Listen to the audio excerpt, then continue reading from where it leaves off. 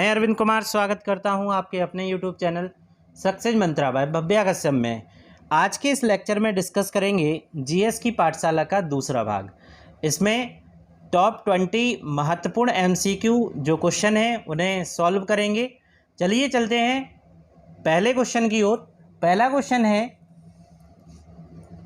निम्नलिखित में से किसके द्वारा पेट्रोल की आग बुझाई जा सकती है? तो इनमें से किसके द्वारा पेट्रोल की आग बुझाई जा सकती है? ऑप्शन ए रेत, ऑप्शन बी पानी, option C carbon dioxide, option D बुरादा।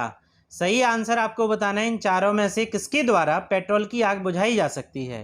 तो ऑप्शन इसका सी सही है, कार्बन डाइऑक्साइड के द्वारा पेट्रोल की आग बुझाई जा सकती है। क्वेश्चन नंबर दूसरा है, भारत के उपराष्ट्रपति को हटाने का प्रस्ताव कहां पेश किया जा सकता है? तो आपको बताना है इन चार ऑप्शन में कि भारत के उपराष्ट्रपति को हटाने का प्रस्ताव कहां पेश किया जा सकता है। ऑप्शन ए है केवल लोकसभा में, ऑप्शन बी है केवल राज्यसभा में, ऑप्शन सी है संसद के दोनों सदनों में से किसी एक में, या तो लोकसभा में या फिर राज्यसभा में, और ऑप्शन डी है भारत में आधे राज्य विधानसभाओं के साथ संसद के दोनों सदनों की सहमति से। तो इसका सही आंसर क्या होगा? सही आंसर विद्यार्थियों लगा लीजिए, इसका ऑप्शन बी इसका सही है, केवल राज्यसभा में भारत के उपराष्ट्रपति को हटाने का प्रस्ताव पेश किया जा सकता है। इसके बारे में थोड़ा सा पढ़ भी लेते हैं। चलिए देख लेते हैं। भारतीय संविधान के अनुच्छेद 63, नोट कीजिए इसे, अनुच्छेद 63 में उपराष्ट्रपति के पद का उल्लेख है। अब उपराष्ट्रपति कौन होता है? तो भारत का उपराष्ट्रपति राज्यसभा का अध्यक्ष होता है।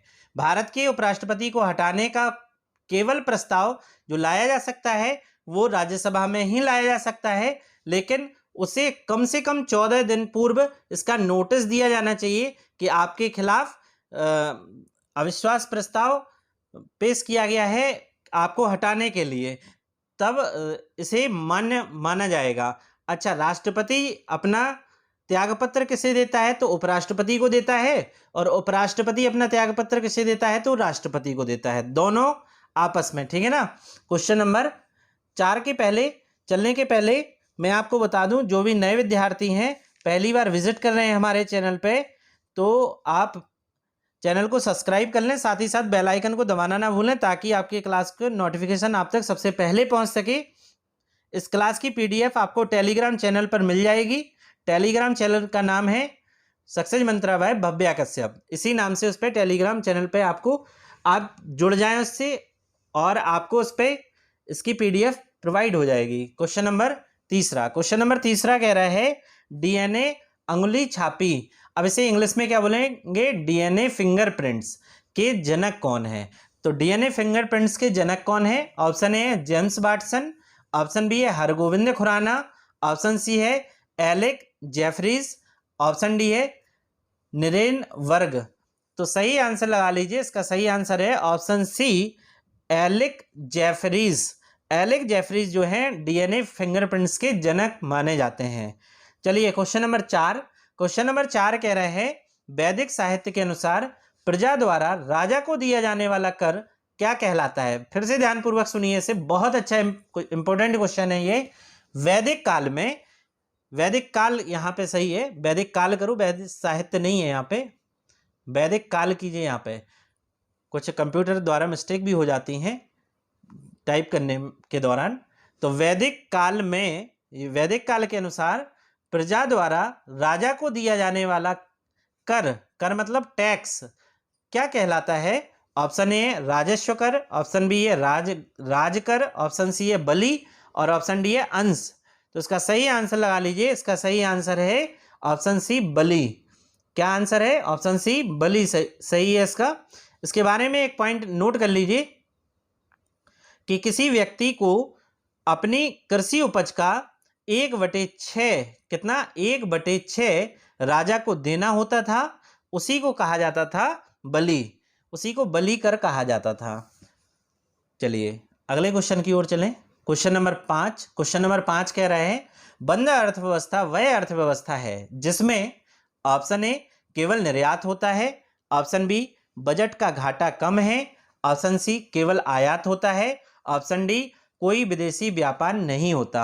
तो बंद अर्थव्यवस्था जो होती है, क्लोज इकोनॉमिक जिसे कहा जाता है, क्लोज इकोनॉमी जिसे कहा जाता है, वो क्या होता है कि कोई विदेशी व्यापार नहीं होता उस देश में, उसी को बंद अर्थव्यवस्था कहा जाता है। ऑप्शन डी इसका सही है। क्वेश्चन नंबर 6 देख लेते हैं। क्वेश्चन नंबर 6 कह रहा है राष्ट्रीय ग्रामीण विकास संस्थान, राष्ट्रीय ग्रामीण विकास संस्थान जिसे NIRD कहा जाता है, वो कहाँ स्थित है? फिर से सुन लीजिए, राष्ट्रीय विकास संस्थान कहाँ स्थित है? ऑप्शन ए है शिमला में, ऑप्शन बी हैदराबाद में, ऑप्शन सी देहरादून में, या ऑप्शन डी नई दिल्ली में। विद्यार्थियों इसका सही आंसर लगा लीजिए। इसका सही आंसर है ऑप्शन बी, देहरादून में राष्ट्रीय ग्रामीण विकास संस्थान स्थित है। इसके बारे में आपको हम बता दें एक पॉइंट, इसके बारे में ये महत्वपूर्ण पॉइंट ये है कि राष्ट्रीय ग्रामीण विकास संस्थान की जो स्थापना हुई थी वो कब हुई थी? 2006 में हुई थी। 2006 आप हमारी तरफ से नोट कर लीजिए। क्वेश्चन नंबर 7 पे चलते हैं। क्वेश्चन नंबर 7 कह रहा है आपसे कर्क रेखा भारत के किस राज्य से होकर नहीं गुजरती? किस राज्य से होकर नहीं गुजरती ये देखना है। बहुत महत्वपूर्ण क्वेश्चन है, यहाँ से क्वेश्चन बनता ही बनता है। हर एग्जाम में यहाँ से क्वेश्चन आया हुआ है। कर्क रेखा से जो भारत के बीचों बीच से कर्क रेखा गुजरती है, 23.5 डिग्री उत्तरी अक्षांश रेखा होती है, ये भारत के किस राज्य से नहीं गुजर रही है, ये क्वेश्चन पूछ रहा है। ऑप्शन ए है मिजोरम, ऑप्शन बी है गुजरात, ऑप्शन सी है त्रिपुरा और ऑप्शन डी है महाराष्ट्र। विद्यार्थियों लगा लीजिए इसका सही आंसर, ऑप्शन डी महाराष्ट्र इसका सही आंसर है। इसके बारे में देख लेते हैं, थोड़ा सा चलते हैं, थोड़ा सा इसके बारे में पॉइंट देख लेते हैं। कर्क रेखा 23.5 डिग्री उत्तरी अक्षांश रेखा है। तो एग्जाम में कभी कभी ये भी पूछ लेता है कि कर्क रेखा होती है 23.5 डिग्री उत्तरी अक्षांश, 23.5 डिग्री दक्षिणी अक्षांश, 0 डिग्री या इनमें से कोई नहीं। तो क्या लगाएंगे? 23.5 डिग्री उत्तरी अक्षांश की रेखा कर्क रेखा कहलाती है, ट्रॉपिक ऑफ कैंसर कहलाती है। और ट्रॉपिक ऑफ कैप्रिकॉर्न क्या कहलाती है? मकर रेखा 23.5 degree north, sorry 23.5 degree south, ये 23.5 डिग्री नॉर्थ है कर्क रेखा। अब कर्क रेखा भारत के 8 राज्यों से होकर गुजरती है। ये राज्य कौन कौन से हैं? थोड़ा सा इसे हम क्या कर लेते हैं, जूम कर लेते हैं इस मैप को, और मैप के अनुसार हम बताते चलते हैं। थोड़ा सा बड़ा कर लेते हैं, बस इतने में आप समझ जाएंगे।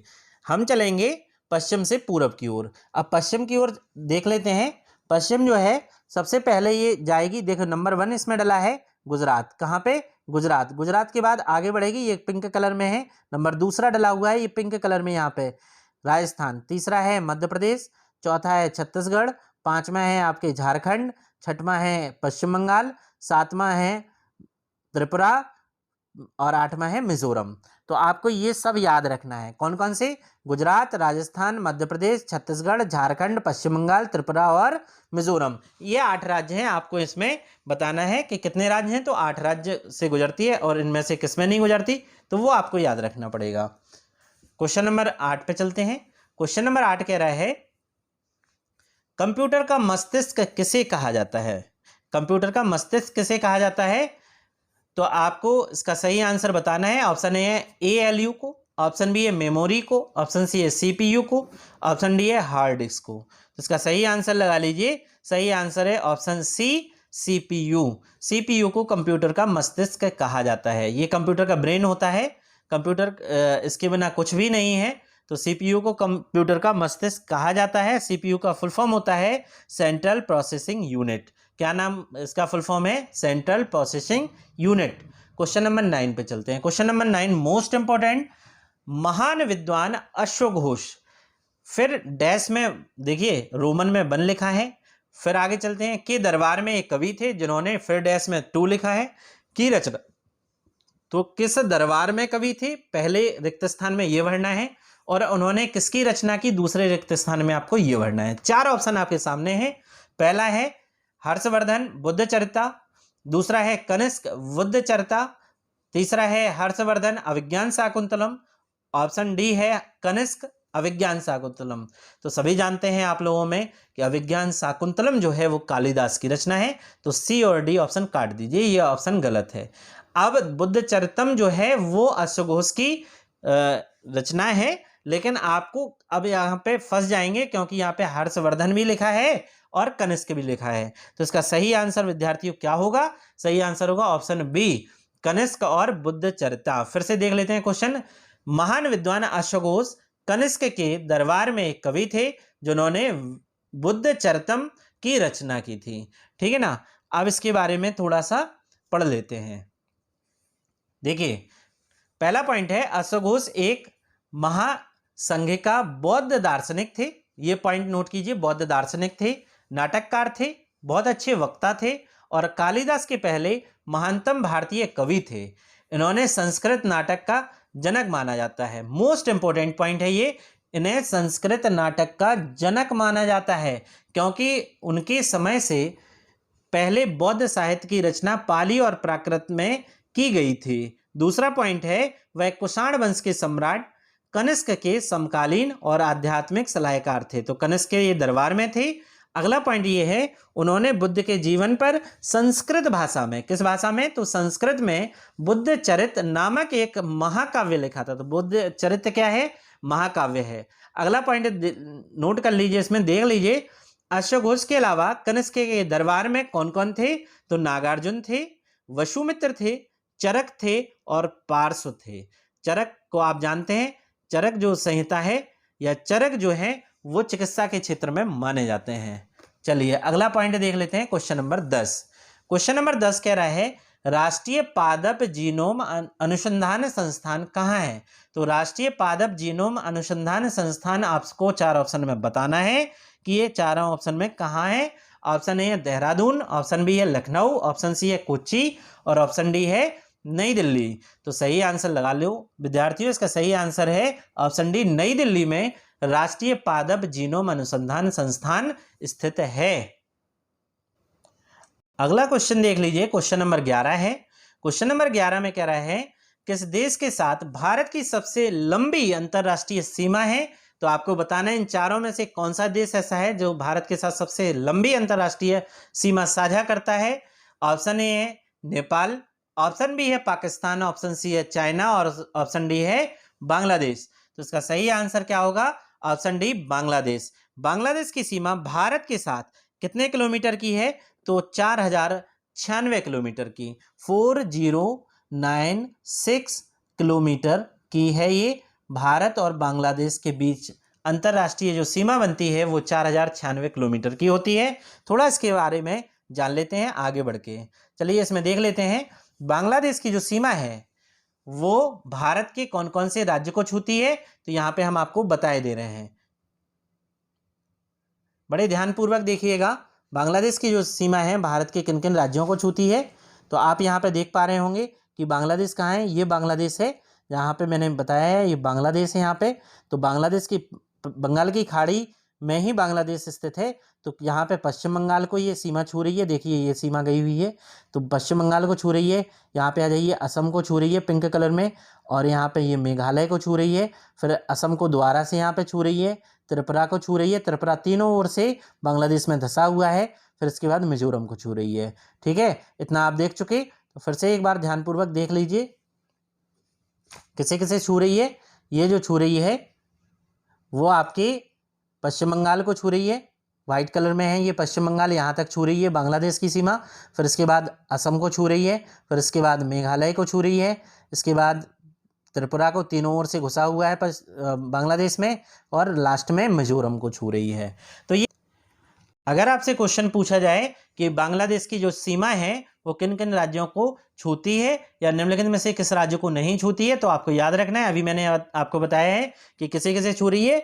तो ये जो छू रही है वो आपको पश्चिम बंगाल को छू रही है, असम को छू रही है, मेघालय को छू रही है, त्रिपुरा को छू रही है और मिजोरम को छू रही है। इतने सारे राज्यों को ये छू रही है। अगला क्वेश्चन मोस्ट इंपोर्टेंट है, क्वेश्चन नंबर 12। चलते हैं क्वेश्चन नंबर 12 को देख लेते हैं।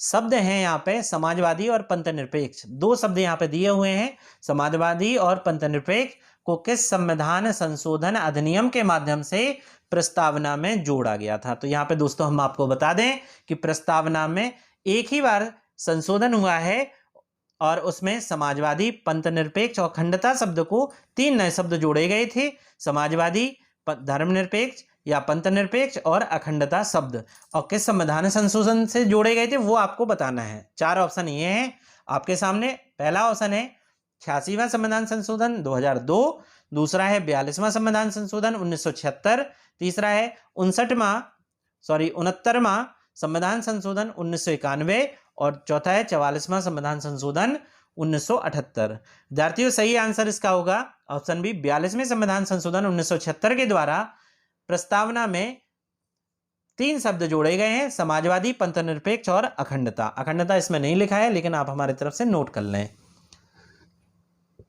क्वेश्चन नंबर 13 है, नेफ्रोलॉजी निम्नलिखित में से किसके अध्ययन से संबंधित है? आपको बताना है नेफ्रोलॉजी जो है वो किसके संबंधित है, किसके अध्ययन से है।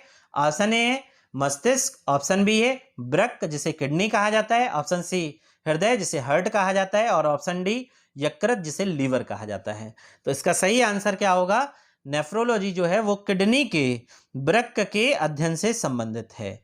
ठीक है, और भी थोड़ा सा जो देख लेते हैं कौन सा संबंधित है। तो पहला है कोशिकाओं का अध्ययन जो किया जाता है वो साइटोलॉजी में किया जाता है। कोशिकाओं का जो अध्ययन किया जाता है किसमें किया जाता है? साइटोलॉजी में किया जाता है। दूसरा है जीवाश्मों के अध्ययन को प्लेंटोलॉजी कहा जाता है। तीसरा है रुधिर के अध्ययन को हेमेटोलॉजी कहा जाता है। चौथा है इसमें है पाचन तंत्र के अध्ययन को गैस्ट्रोएंटेरोलॉजी कहा जाता है। कैंसर के अध्ययन को ऑन्कोलॉजी कहा जाता है। पक्षियों के अध्ययन को ऑर्निथोलॉजी कहा जाता है और विषों के अध्ययन को टॉक्सिकोलॉजी कहा जाता है। इतने सारे आपको याद करने हैं। चलिए अगला क्वेश्चन देख लेते हैं, क्वेश्चन नंबर 14। क्वेश्चन नंबर 14 कह रहे हैं धन का निकास का सिद्धांत सबसे पहले किसने दिया था? तो धन का निकास का सिद्धांत सबसे पहले किसने दिया था? ऑप्शन ए है, ऑप्शन देख लीजिए, ऑप्शन ए है दादा भाई नौरोजी, ऑप्शन बी है महात्मा गांधी, ऑप्शन सी है एनी बेसेंट और ऑप्शन डी है सुभाष चंद्र बोस। तो फटाफट इसका आंसर बताइए, धन का निष्कासन का जो सिद्धांत है वो किसने दिया था? तो ऑप्शन ए इसका सही है, धन का निष्कासन का जो सिद्धांत है वो जो दिया था दादा भाई नौरोजी ने दिया था। इसके बारे में थोड़ा सा हम आपको ओरल बताए दे रहे हैं। दादा भाई नौरोजी ने अपनी पुस्तक, उनकी एक पुस्तक है जिसका नाम है poverty and un-British rule in India. फिर से नाम सुन लीजिए उस पुस्तक का, poverty and un-British rule in India. इसमें धन के निष्कासन का एक सिद्धांत दिया है। यह पुस्तक जो है 1901 में, कब? 1901 में अंग्रेजी भाषा में प्रकाशित हुई थी। कौन सी पुस्तक का नाम था? Poverty and un-British rule in India. चलिए क्वेश्चन नंबर 15 पे चलते हैं। क्वेश्चन नंबर 15 कह रहा है भारत के मैत्री और दक्षिण गंगोत्री नामक अनुसंधान केंद्र निम्नलिखित में से किस महाद्वीप में स्थित हैं? सीटेट में आया हुआ ये क्वेश्चन है, ये रिपीट क्वेश्चन है और ना केवल सीटेट में बल्कि अन्य एग्जामों में ये क्वेश्चन आया हुआ है। विद्यार्थियों अगर आपको हमारा कंटेंट पसंद आ रहा है, हम लोगों की मेहनत पसंद आ रही है, तो आप वीडियो को लाइक और कमेंट जरूर किया कीजिए और ज़्यादा से ज़्यादा शेयर करें चीज़ों को। हमारे यूट्यूब चैनल को ज़्यादा से ज़्यादा दोस्तों में शेयर करें, उन्हें बताएं कि कैसा पढ़ाते हैं अरविंद सर और कैसा पढ़ाती हैं भव्या मैम। चलिए चलते हैं, इसका देख लेते हैं। ऑप्शन ए है यूरोप, ऑप्शन बी है ऑस्ट्रेलिया, ऑप्शन सी है अफ्रीका और ऑप्शन डी है अंटार्कटिका। तो आपको बताना क्या था? भारत के मैत्री और दक्षिण गंगोत्री नामक अनुसंधान केंद्र कहाँ स्थित हैं? तो इसका सही आंसर लगा लो दोस्तों, इसका सही आंसर है ऑप्शन डी अंटार्कटिका में। कहाँ पे है? अंटार्कटिका में। तो कितने महाद्वीप हैं? कुल टोटल 7 महाद्वीप हैं, जिसमें अंटार्कटिका जो महाद्वीप है वो पूरी तरह से दक्षिणी गोलार्ध में स्थित है। और इसमें क्या खासियत है? ये बर्फ से पूरा ढका हुआ है, यहाँ पे कोई भी मानव बस्ती नहीं रहती है। अंटार्कटिका में कई देशों के अनुसंधान केंद्र हैं और जिसमें भारत का जो अनुसंधान केंद्र है वो मैत्री और दक्षिण गंगोत्री है। ठीक है, ये आपको इतनी सारी चीजें याद रखनी थी। क्वेश्चन नंबर 16 कह रहा है एक निबल किसके बराबर होता है? ये कंप्यूटर से संबंधित क्वेश्चन है। एक निबल जो है वो किसके बराबर होता है? ऑप्शन ए है 4 बिट, ऑप्शन बी है 8 बिट, ऑप्शन सी है 16 बिट, ऑप्शन डी है 4 बाइट। देखिए बिट नहीं लिखा है, ऑप्शन डी में 4 बाइट लिखा है। तो इसका सही आंसर है दोस्तों ऑप्शन ए 4 बिट। एक निबल जो होता है वो 4 बिट के बराबर होता है। और भी पैमाने इसके देख लेते हैं। बिट जो होता है, बिट स्टोरेज की सबसे छोटी इकाई है। स्टोरेज की, कंप्यूटर स्टोरेज की अगर सबसे छोटी इकाई आपसे पूछे तो बिट होती है। एक बिट सिर्फ 0 और 1 स्टोर करता है, तो ये जो पहचानता है वो 0 और 1 को पहचानता है। दूसरा इसमें अगला पॉइंट है एक निबल 4 बिट के बराबर होता है, एक बाइट 8 बिट के बराबर होता है। ये सब इंपॉर्टेंट है, एग्जाम में हर क्वेश्चन पूछा जाता है इससे। 1 किलोबाइट सॉरी 1 किलो बाइट नहीं है, यहाँ पे 1 किलो बिट जो है वो 1000 बिट के बराबर होता है, और 1 किलोबाइट जो है अगर आपसे पूछे वो कितने बिट के बराबर होता है तो 8000 बिट के बराबर होता है। आपको इतनी सारी चीज़ें इसमें याद रखनी थी। क्वेश्चन नंबर 17 पे चलते हैं। देखिए आज का जो जीएस की पाठशाला है वो बहुत स्टैंडर्ड क्वेश्चनों के साथ मैं लेकर आया हूँ। आपको इसमें बहुत सारी चीज़ें देखने को मिल रही होंगी, नए नए क्वेश्चन देखने को मिल रहे हैं, नई नई चीज़ें तैयार करने को मिल रही हैं। तो इसलिए हम आपसे कहते हैं कि आप चैनल को सब्सक्राइब करें और ज़्यादा से ज़्यादा लोगों में शेयर भी करें। क्वेश्चन नंबर 17 कह रहा है मुस्लिम लीग की स्थापना कब हुई थी? तो ऑप्शन देख लेते हैं। ऑप्शन ए है 1906 में, ऑप्शन बी है 1903 में, ऑप्शन सी है 1901 में, ऑप्शन डी है 1905 में। मुस्लिम लीग कह रहा है दोस्तों मुस्लिम लीग की स्थापना कब हुई थी? तो ये हुई थी 1906 में। देखिए बंगाल विभाजन हुआ 1905 में, मुस्लिम लीग की स्थापना हुई 1906 में, सूरत अधिवेशन हुआ 1907 में, और अगर आपसे पूछे लखनऊ अधिवेशन कब हुआ है तो 1916 में हुआ है। तो यहाँ पे सही आंसर है मुस्लिम लीग की स्थापना जो है 1906 में हुई। और मुस्लिम लीग की स्थापना कहाँ हुई? तो आप लगाएंगे उसको ढाका में। कहाँ हुई ये? बांग्लादेश के ढाका में हुई थी मुस्लिम लीग की स्थापना। किसने की थी दोस्तों? तो ये की थी नवाब सलीमुल्लाह खान ने। किसने? नवाब सलीमुल्लाह खान ने की थी। 30 दिसंबर 1906 में की थी। और इसके अगर अध्यक्ष पूछ लें आपसे कि पहले अध्यक्ष कौन रहे हैं तो नवाब सलीमुल्लाह खां इसके पहले अध्यक्ष थे। और इसका उद्देश्य क्या था बनने का? तो मुसलमानों में ब्रिटिश सरकार के प्रति निष्ठा, ध्यान से सुनिए, मुसलमानों में ब्रिटिश सरकार के प्रति निष्ठा बढ़ाना और उस राजनीतिक अधिकारों की रक्षा करना था। मुसलमानों के राजनीतिक अधिकारों की रक्षा करना था। ये मुस्लिम लीग की स्थापना का उद्देश्य था। क्वेश्चन नंबर 18 है नरसिम्हन समिति निम्नलिखित में से किस सुधार से संबंधित है? नरसिम्हन समिति कह रहा है किस सुधार से संबंधित है? ऑप्शन ए है उच्च शिक्षा में सुधार, ऑप्शन बी है कर संरचना में सुधार, ऑप्शन सी है बैंकिंग संरचना में सुधार, और ऑप्शन डी है योजना कार्यान्वयन सुधार। तो इसका सही आंसर क्या होगा? नरसिम्हन समिति। मोस्ट इंपोर्टेंट, ऐसा कोई पेपर नहीं है बैंकिंग का कि ये समिति जिसमें पूछी ना गई हो। तो इसका सही आंसर लगा लीजिए ऑप्शन सी, बैंकिंग संरचना के सुधार से संबंधित है नरसिम्हन समिति। अगर आप बैंक की तैयारी कर रहे हैं तो जितनी भी समितियां हैं सारी की सारी समितियां रट डालिए, यहां से एक क्वेश्चन आपको बैंकिंग में देखने को मिलेगा। क्वेश्चन नंबर 19 है। क्वेश्चन नंबर 19 कह रहा है एनवायरमेंट से ये क्वेश्चन है इकोसिस्टम शब्द का प्रयोग सबसे पहली बार किसने किया था? तो इकोसिस्टम बहुत सरल है। ऑप्शन ए है एजी टांसले, ऑप्शन बी है अर्नेस्ट हैकेल, ऑप्शन सी है लिंडमैन, और ऑप्शन डी है क्लार्क। तो सही आंसर लगा लो दोस्तों। सही आंसर है इकोसिस्टम का एजी टांसले ने इकोसिस्टम शब्द का प्रयोग सबसे पहली बार किया था। और इन चारों ऑप्शन में एक तो आपको मैंने बता दिया इकोसिस्टम शब्द का प्रयोग, ऑप्शन ए इसका सही है। अब इसी में से हम आपको एक क्वेश्चन देते हैं। आप बचे कितने? ऑप्शन 3 बचे हैं, इसमें बी, सी और डी बचा है। तो एक क्वेश्चन हम अपने तरफ से देते हैं कि इकोलॉजी शब्द का प्रयोग सबसे पहली बार किसने किया? इन तीनों में से आपका एक आंसर है, ऑप्शन बी, सी और ऑप्शन डी में से आपको ये बताना है। और ऑप्शन सी में जो है वो भी कमेंट बॉक्स में आप लिख के बताएं हमें। चलिए क्वेश्चन नंबर 20 आज का आखिरी क्वेश्चन और मोस्ट इंपोर्टेंट क्वेश्चन है ये। चलिए क्वेश्चन नंबर 20वां देख लीजिए। महाबलीपुरम के रथ मंदिरों का निर्माण किस ने करवाया था? इनमें से किस राजा ने महाबलीपुरम के रथ मंदिरों का निर्माण कराया था? ऑप्शन ए है नरसिंह वर्मन प्रथम, ऑप्शन बी है समुद्रगुप्त, ऑप्शन सी है राजेंद्र प्रथम, ऑप्शन डी है कुलोटुंग। तो सही आपको आंसर बताना है। इसका सही आंसर है ऑप्शन ए, नरसिंह वर्मन प्रथम ने महाबलीपुरम के रथ मंदिरों का निर्माण करवाया था। विद्यार्थियों आज मैंने आपको जीएस की पाठशाला में बहुत अच्छे स्टैंडर्ड जो क्वेश्चन हैं वो कंप्लीट कराए हैं। आप तो एक नोट्स बुक तैयार कर लीजिए। नोटबुक में क्या, जो क्वेश्चन आपको नहीं आए उसे आप नोट करते जाइए। जीएस आपकी इतनी अच्छी हो जाएगी अगले एक महीने में इतनी अच्छी जीएस हो जाएगी, आप खुद कहेंगे कि सर बहुत अच्छे क्वेश्चन हमें देखने को मिले हैं। और साथ ही साथ जब आप पेपर देने जाएंगे, कभी भी आपका पेपर हो, तो इन जीएस की पाठशाला से आपको बहुत सारे क्वेश्चन देखने को मिलने वाले हैं। आपको एक चीज और बता दें कि इसी चैनल पर हमारी डेली करंट अफेयर्स अपडेट हो रही है। डेली करंट अफेयर्स की आपके वीडियो आ रहे हैं। आज मैंने वीकली करंट अफेयर्स की वीडियो भी डाली है, साथ ही साथ वो भी देखते चलें। डेली करंट अफेयर्स की वीडियो देखें, वीकली भी देखें और साथ में मैं मंथली भी निकालूँगा, तो मंथली भी देखें। उससे क्या होगा कि रोज़ आप पढ़ेंगे करंट अफेयर्स और एग्ज़ाम में करंट अफेयर्स की मात्रा बहुत ज़्यादा आ रही है अब, ठीक है? तो उम्मीद करता हूँ आज का जो लेक्चर है आपको पसंद आया होगा। अगर आपको आज का लेक्चर पसंद आया है, तो आप हमारे यूट्यूब चैनल जिसका नाम है सक्सेस मंत्रा बाय भव्या कश्यप, इसे लाइक करें, कमेंट करें और ज़्यादा से ज़्यादा लोगों में शेयर करें। धन्यवाद।